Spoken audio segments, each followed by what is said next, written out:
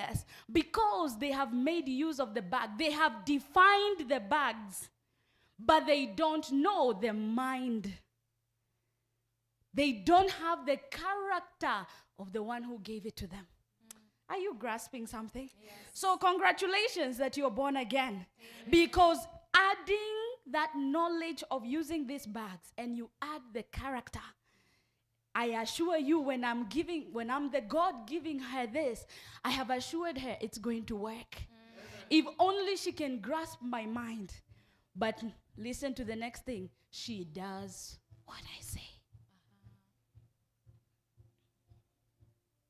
Are you hearing me? Yes. There is a part. Someone said, there is the opening of the bag, but there is checking what is inside. But some of us open it, and what we find, we begin to define it based on our limitations. So when I open this bag, I just think, mi hata sinanga pesa, neza kunja tu ka 50 bob, nirushe hapo ndani. There is someone who saw it and they cannot even afford to put coins in it. Why? They value the bag. Same bag, same God, same capacity. Not because I have put her in an environment that she has an advantage.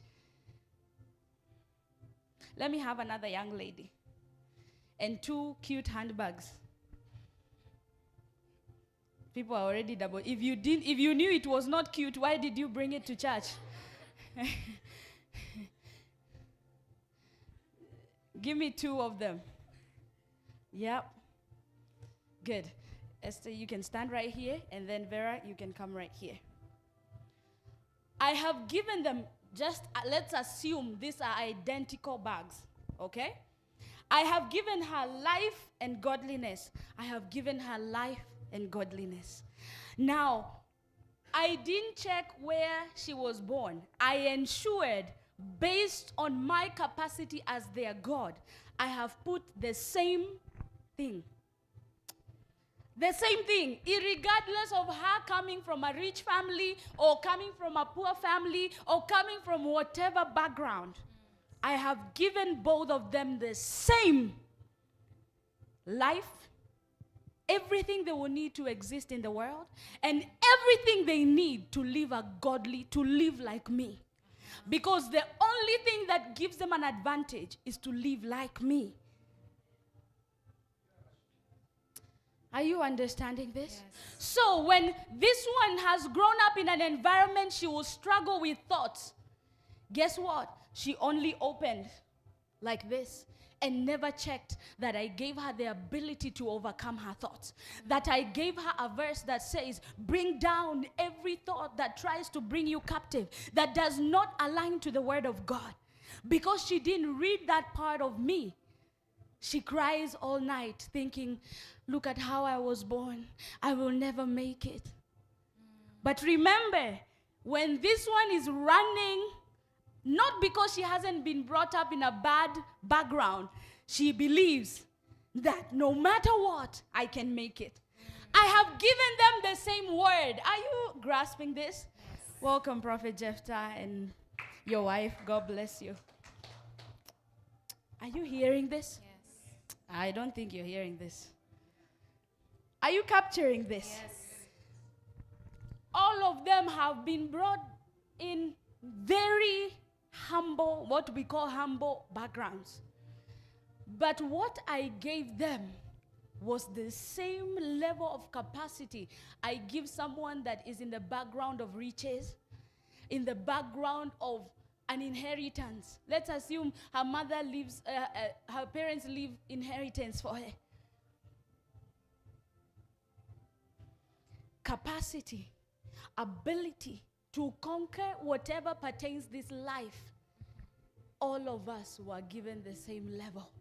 It is what you do with it that causes you to become like God.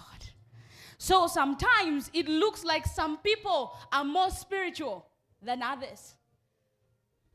Have you ever looked at some people, you wonder, I have been serving God. I have been fasting. Some of you have even fasted more than some of us. But something just looks to be off. Let me tell you, child of God, God never gave you something to look outside of yourself. It was all imprinted inside of you. So when struggle is coming, don't look for outside solution. Look inside. Study the mind. When they are struggling, they shouldn't start asking the handbag, "Wewe umebeba nini?" They should come back to me and ask me, "What did you intend this handbag to carry? What did you intend for me to do when I'm going to a place they steal handbags?" You know how those sides of town, you don't wear your watch? Why are you looking at me like that? Some of your watches have gone because you didn't know this information, right? Yes. But do you know, if she carries this bougie handbag I gave her downtown, she will come back crying. Not because I didn't give her the knowledge to know that when you go downtown, go handbagless. So some of you, you are so equipped. You are so godly. You love God with everything in you. You pray day and night. You come to church every Sunday. But you have lacked in simple knowledge. It's called the knowledge of God. The insights of knowing me. Some of you go with the assumption of what you know of God. You want me to prove you wrong or to prove you right? Right now, if I was to take, let's assume this is 100 million Kenyan shillings. Okay? Do you know if I hand it to everybody here, everybody gets 100 million, 100 million. Do you know there are people by the end of this day, they won't have it? Not because of their witches in the village. I want you to understand, we've been blaming the wrong thing. Some people don't know, they have never touched, let's even not do 100 million, 100K. So giving them 100K, you have finished them. Look at the innocent faces. If you have never touched 100K, I'm talking to you. Not because there is no 100K for you to touch right now, but what you have been doing with your decisions since you were born has caused you never to have touched 100K.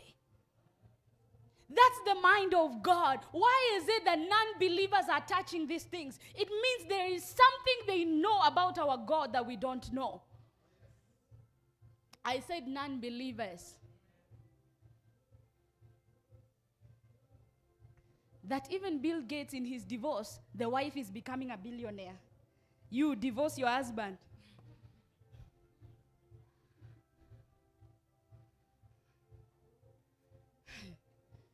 You run for prayer. This one is living with millions. She's being in the Forbes magazine because of divorce.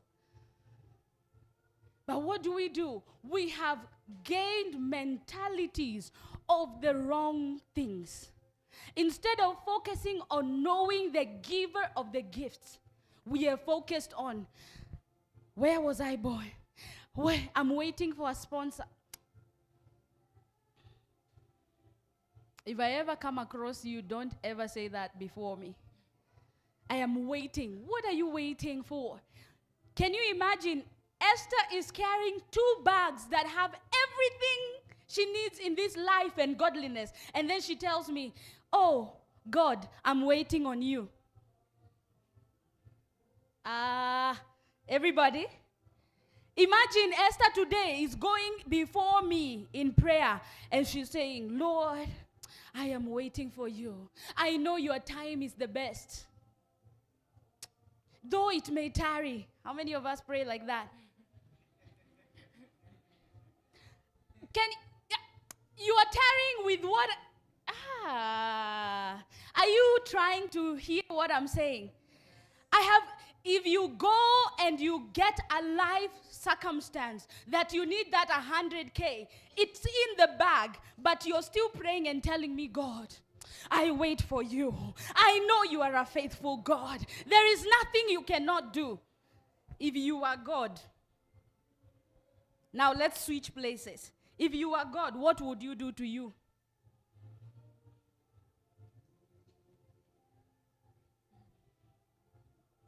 I'm trying to cause a fire inside of you. This doctrine we read, that even when we get born again, life will be so easy. How many of you were told that in crusade? The first time I got born again, I said the first time, because I got born again a couple of times. So the first time I got born again, they were like, when you come to Christ, even last, it will just end. So me, I'm like, wow, I won't struggle with anger anymore. Wow, let me get born again. Then the next day, I don't know what one of my siblings did to me. I forgot.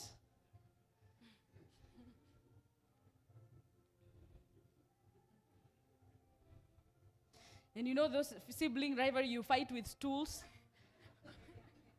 Oh, you guys were nice. Right? They didn't tell us there is going to be part of the discipline of opening the bag and finding out what is inside. And when you do, you've got to put it to work. Because you are told, work out your salvation. Do you know what working out? How many of us have gone to the gym? Oh, maybe let me find another analogy. Okay, let me just assume you work out in your house, right? So when you start working out, you start lifting weights, okay? The first day, if you have not worked out in 2 years, you don't go lifting 10 kgs. It's either you're going to break your hand or you're going to be in bed for the next 3 days. Hey, it's like I should change the analogy. But nothing is coming in my head, forgive me. What do? You start, the first day or the first month, you don't even work out with equipment. Why? Because the Bible talks about exercising your faith. So some of you, let me give this analogy. You have never exercised your faith even while eating. But when time comes to choosing a spouse, you now have faith of moving mountains. No, I'm trying to teach you because this is where we blame God. It's time to get a spouse. You're going to the mountains. I believe I will marry a man of God. One that is after the heart of God. Now you want to use the faith of 100 kgs. Well, you have not been to the gym for 3 years. You know what happens? That weight falls on you. Don't tell me you have not watched this Instagram stuff. Someone trying to lift weights and it falls on them. They say workout fails. Look at holy people, holy people, holy people. It will fall on you. And what happens? It breaks your bones. And now you don't start from a place of normal body. When your body is normal, you start from going to the hospital to get repairs. So you start from 6 feet down. Yet you are supposed to start on the ground floor. Why? Ignorance. Remember, God has already given you all that you need. But because you didn't seek to know, how do I get started? You just want to, when situation comes, I will jump into it. When prophet comes here, you see, man of God, I just need financial breakthrough. Yet, you are carrying $1 million in the bag. You haven't opened yet. But because someone told you when a prophet says something, my God, Balira Astove, something must change. Then that prophet tells you, you already have $1 million in your bag. But you know what people do? Glory, yes, prophesy, man of God. But you don't ask that man of God, how do I manage that $1 million? Because I don't see it. So some of you leave home, and I've had people say, what if you got prophesied and prophecies are not happening? How many of you booked